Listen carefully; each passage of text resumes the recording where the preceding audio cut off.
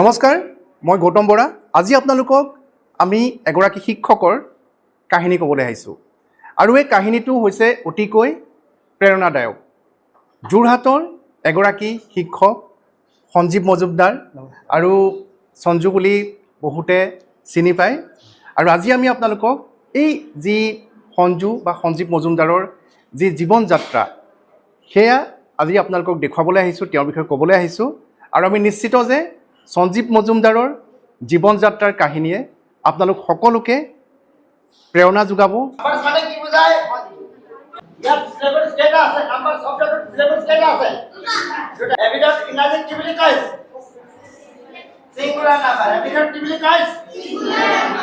সঞ্জীৱ মজুমদাৰ হৈছে যোৰহাটৰ তিতাবৰস্থিত শ্ৰীমন্ত শংকৰ বিদ্যাপীঠ হাইস্কুলৰ এগৰাকী সহকাৰী শিক্ষক আৰু তেখেতৰ দক্ষতাৰ বাবে 2025 বৰ্ষত যোৰহাট জিলাখনৰ কৃতি শিক্ষকৰ বঁটা তেখেতে লাভ কৰিছিলে।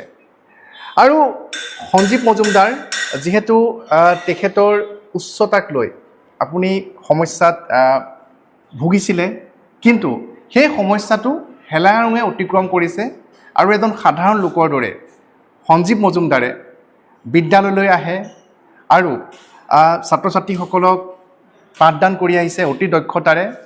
আৰু আজি আমি জানিব বিচাৰিম সঞ্জীৱ মজুমদাৰৰ পৰা যে এইখিনি কৰোঁতে কেতিয়াবা আপোনাৰ হীনমন্যতাত ভোগে নেকি, বা এনেধৰণে বা আপোনাৰ নিজৰ যিটো সমস্যা বা তাক লৈ আমিতো দেখিছোঁ যে কেতিয়াও নহয়, আপুনি ছ'চিয়েলি বহুত এক্টিভ, বিভিন্ন সামাজিক কাম কাজৰ সৈতে আপুনি জড়িত হৈ আছে বা এনেধৰণে আমি বহুত দীৰ্ঘদিন ধৰি দেখা পাই আহিছোঁ। আৰু যিটো আপোনাৰ আত্মবিশ্বাস ছাত্ৰ ছাত্ৰীসকলক লৈ বা আপোনাৰ সাধাৰণ জীৱন যাত্ৰাত আমি ভাবোঁ যে আন 10জনৰ বাবে সেয়া এটা অতি অনুপ্ৰেৰণাদায়ক হ'ব পাৰে। এনেধৰণে বৰ্ডখন লিখিবলৈ সুবিধা হয় নাই? এই সমস্যা তেনেধৰণে সমাধান কৰি ল'লে মই নিজৰটো চিন্তা নকৰোঁ, ল'ৰা ছোৱালীবিলাকে ভালকৈ শিককচোন। কাৰণ মই যদি থিয় হৈ পেলাই মানে বৰ্ডত লিখিব মই বৰ্ডখন লিখি নাপাওঁ। কাৰণ বৰ্ডখন এটা চবৰে বাবে এটা সুবিধাজনকভাৱে বৰ্ডখন বনাব লগা হয়, অকল মোৰ কাৰণে বনালেতো নহ'ব। সেইকাৰণে মই তাৰপৰা নিজে ডিচাইড কৰিলোঁ যে এখন বেঞ্চ এটা পাতি পেলাই যদি মই উঠি ল'ব পাৰোঁ তেতিয়া মোৰো সুবিধা হ'ব।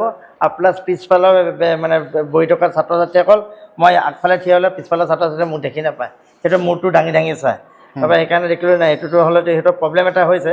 তাৰ মই সেইকাৰণে মই নিজৰ অসুবিধা এইবিলাক মই নেওচি কৰি মানে মোৰ কিবা পঢ়ি পেলাই মই দুখ পাওঁ চুখ এইবিলাক মই কেৰেপ কৰা নাই, যে মই কেনেকৈ মই ভালকৈ মই ল'ৰা ছোৱালীক শিক্ষাটো পাঠদানটো দিব পাৰোঁ আৰু চবেই যাতে ফাৰ্ষ্টৰ পৰা লাষ্টলৈকে যাতে ছাত্ৰ ছাত্ৰীবিলাকে ধুনীয়াকৈ চাব পাৰে, বুজিব পাৰে আৰু মই সিহঁতৰ চকুত মিলাই পেলাই চাব পাৰোঁ আৰু সিহঁতক মই মানে দেখিব পাৰিম কোনে ধ্যান দিছে কোনে দিয়া নাই, সেইটো মোৰ লক্ষ্যত আহি হয়। আৰু যদি মই আপোনাৰ এডুকেশ্যন কোৱালিফিকেশ্যন বিষয়ে অলপ জানিব বিচাৰিম, ঠিক সেইদৰে চাকৰিত কেতিয়া যোগদান কৰিলে সেয়াও জানিব বিচাৰিম।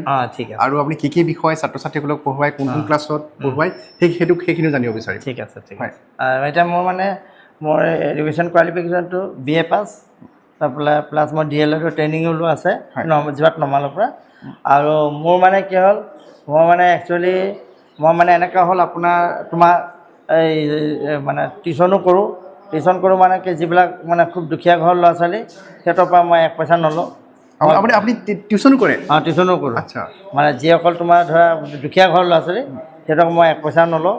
মানে সিহঁতক কয় তথাপি মানে পায় যে নহয় ছাৰ গুৰু দক্ষিণা যে ঠিক আছে যি 50 টকা 10 টকা যি দিবলৈ আছে সেইটো দিব, কিন্তু মোৰ সেইটো ল'বলৈ মন নাই। তেনেকৈ মানে কি হয় তাৰপৰা মানে বস্তুটো হ'ল। তাৰপৰা মই স্কুলত কি কৰোঁ, মই প্ৰিয় ছাবজেক্টটো মোৰ ইংৰাজীটো মই মোৰ নিজৰ ক্লাছৰ উপৰিও কোনোবা ক্লাছত টিচাৰ নাই যেতিয়া মই গৈ পেলাই মোৰ যেতিয়া ক্লাছ অফ থাকে তেতিয়া মই ক্লাছত বহি নাথাকোঁ। মই যিটো ক্লাছত টিচাৰ নাথাকে সেইটো গৈ পেলাই তোমালোকে কি আছে এই হিন্দী কিতাপটো উলিয়াই পেলাই হিন্দী কিতাপ পঢ়োঁ। তাৰপৰা হিন্দী কিতাপটো মই হিন্দী পঢ়াই দিওঁ। ল'ৰা ছোৱালীক কি কয় বোলে ছাৰ বোলে কালিৰ পৰা বোলে আপুনিয়ে বোলে আমাক হিন্দী পঢ়াব। তাৰপৰা মই কৈছোঁ এইটোতো নহ'ব, কাৰণ চব ছাবজেক্টৰে টিচাৰ আছে আৰু সেইকাৰণে নাজানো ল'ৰা ছোৱালী কি ভাল পায়। কিন্তু তাৰপিছত মোৰ আৰু এটা বস্তু অকল শিক্ষাৰ উপৰি মানে মই স্কুলত আহিলে মানে সোমোৱাৰ লগে লগে মই স্কুলৰ মানে চব কথা পাহৰি যাওঁ। স্কুলৰ একদম সোমাৰ পৰিষ্কাৰ পৰিচ্ছন্নতাৰ পৰা আদি কৰি পৰা চব মানে মই চাওঁ, কোনে চাইছে কোনে নাইছে মই সেইবিলাক মানে ৰাখি নথওঁ। হয় আৰু কোন কোন ক্লাছত আপুনি পাঠদান কৰে? মই পাঠদানটো ক্লাছ মই 4ৰ পৰা ধৰিছোঁ, 4, 5, 6, 7। 4, 5, 6, 7 মই মানে ক্লাছ বুলি নাই, মই এইটো ৰেগুলাৰ ক্লাছ আৰু বোলে 10ৰ ক্লাছত টিচাৰ নাই, 10ৰ ক্লাছত মই গৈ পেলাই ইংৰাজীটোকে বা গ্ৰামাৰটোকে সেইটো মই কৰাই থাকোঁ। মই বহি নাথাকোঁ বা কেতিয়াবা দুপৰীয়া মানে চাহ পানী খাবলৈ মই পাহৰিয়ে যাওঁ। হয় আৰু এটা কথা, মিড ডে মিলৰ কথাটো আছে। হয়, মিড ডে মিলটো চব চাওঁ। মিড ডে মিল আপুনি চাই? চাওঁ। ল'ৰা ছোৱালী হাত ধোৱাৰ পৰা বা আমাৰ ৰান্ধনীসকলে ভালকৈ ধুইছে নে নাই, ভালকৈ চাফ কৰিছে নাই, চব এইবিলাক হয়। আচ্ছা আৰু এইখিনি এটা কথা সুধিব বিচাৰিছোঁ যে আমি দেখা পাওঁ যে আজিকালি নৱপ্ৰজন্মৰ যিসকল ল'ৰা ছোৱালী যদি এযোৰ ভাল কাপোৰ যদি তেওঁলোকে পিন্ধিবলৈ নাপায়, তেওঁলোকে হীনমন্যতাত ভোগে যে আমুকলৈ নাযাওঁ, মোক বাইক লাগিব বা গাড়ী লাগিব বা মানে যিটো চৌখিন, যিটো দেখুৱাব বিচাৰে বা তেনেধৰণৰ আমি বহুত দেখা পাওঁ।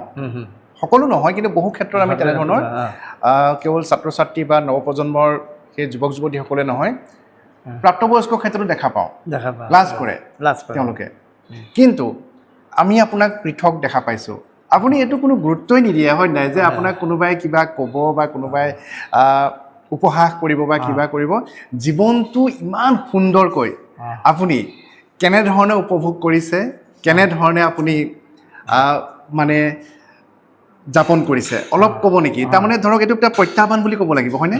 প্ৰত্যাহ্বান, কিন্তু সেই প্ৰত্যাহ্বানক আপুনি অতি হেলা ৰঙে অতিক্ৰম কৰিলে আৰু অতিক্ৰম কৰাৰ পাছত জীৱনটো যিধৰণে আপুনি উদযাপন কৰিছে অলপ সেই বিষয়ে আমাৰ দৰ্শকসকলক ক'ব নেকি? জীৱনটো একচুৱেলি মানে মই মানে কি হ'ল, সময়ত কেতিয়াবা তেনেকৈ কিছুমান ক্ষেত্ৰত দুই এটা কথা মানে মই শুনিবলৈ পাওঁ যদি মোৰ মানে কি হয়, ল'ৰা ছোৱালী যদি মোক কিবা এটা উপলুঙা কৰিছে, মই সেইটো বাৰু মই ল'ৰা ছোৱালী মই বুজাই পেলাই কৈ দিওঁ যে তোমালোকে সেইটো ক'ব নাপায়, সেইটো নক'বা, কাৰণ মই তোমালোকৰ এজন গুৰু, তোমালোকৰ শিক্ষাদান দিবলৈ আহিছোঁ। তোমালোকৰ যে এনেকুৱা এজন যে মই মানুহ হৈ পেলাই তোমালোকক যে শিক্ষাদান দিবলৈ আগবাঢ়ি আহিছোঁ, তোমালোকে সেইটো মোক গুৰু নিচিনা কৰিবা, তাৰ ল'ৰা ছোৱালী বুজে।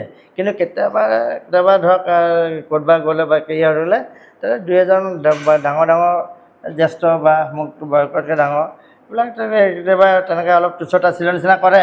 কিন্তু কৰিলে তেতিয়া মনটো অলপ বেয়া লাগি যায় আৰু বেয়া লগাৰ ফলত তেতিয়া উপায় নহয়, ভগৱানক হেৰি কৰোঁ, ভগৱান তুমি মোক আৰু শক্তি দিয়া যাতে মই আৰু কি কৰিব পাৰোঁ, যেতিয়া মানে এই সমাজখনক আৰু মই কি কৰিব পাৰোঁ।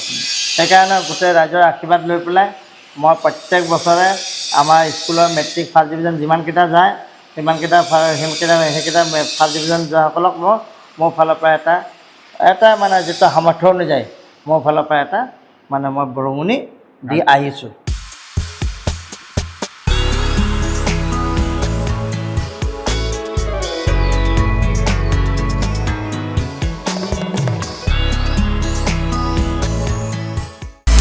আপুনি বিচৰা বাতৰি পাব কেৱল নিউজ 18 এপত। নিউজ 18 এপ ডাউনলোড কৰিবলৈ স্কেন কৰক এই QR কোড। গুগল প্লে ষ্টৰতো পাব এই নিউজ 18 এপ।